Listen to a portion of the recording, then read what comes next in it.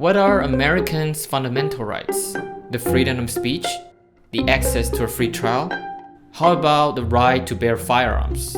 Or to terminate a pregnancy? This list isn't exhaustive because some rights are explicitly enshrined in the US Constitution, while others largely hinge on how this century-old text is interpreted.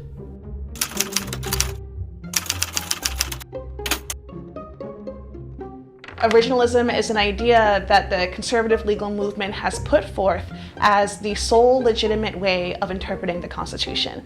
And this methodology says that the meaning of the Constitution is fixed in time, it is frozen at the moment of enactment.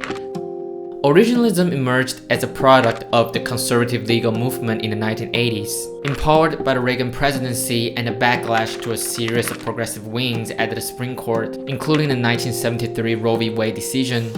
A group of conservative law students at Yale, Harvard, and the University of Chicago sought to challenge the liberal ideology within elite American law schools. They founded the Federalist Society for Law and Public Policy Studies, a student club dedicated to pulling back federal power and protecting individual liberty, but most importantly, advocating for an originalist interpretation of the Constitution. Over the next decades, the club grew beyond campuses and nurtured a new generation of conservative lawyers, scholars, and judges. Records show all of the current conservative Supreme Court justices were once affiliated with the group.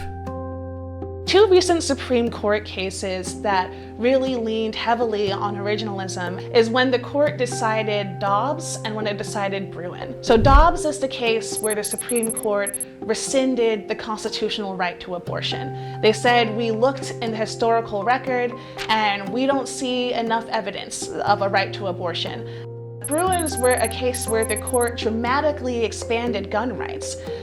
Clarence Thomas wrote the majority opinion in that case and said that gun regulations now are presumptively unconstitutional unless they have a historical analog from the founding.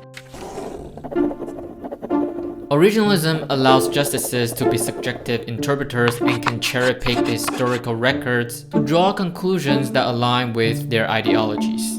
This interpretive flexibility is shown in the Dobbs v. Jackson decision, in which the majority of the court argued the right to abortion is not deeply rooted in the nation's history, despite the fact that the procedure was widely considered legal at the time of the nation's founding.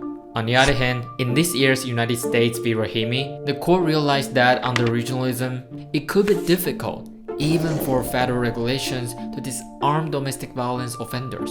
The country did not dispossess domestic violence offenders of firearms before, and because we didn't care about violence against women then, it is now unconstitutional to care about violence against women now. And you're seeing the court have to struggle to try reconcile their commitment to originalism with recognizing that its outcomes would be awful.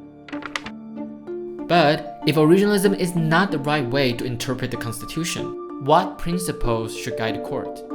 So in my book, The Originalism Trap, I advocate for a new method of constitutional interpretation that I call inclusive constitutionalism. Basically, the core idea is that the Constitution includes everyone, and the purpose of it is to make an inclusive democracy real. I think it's not actually smart to reject everything the country has learned over the past 250 years. I think that's a mistake.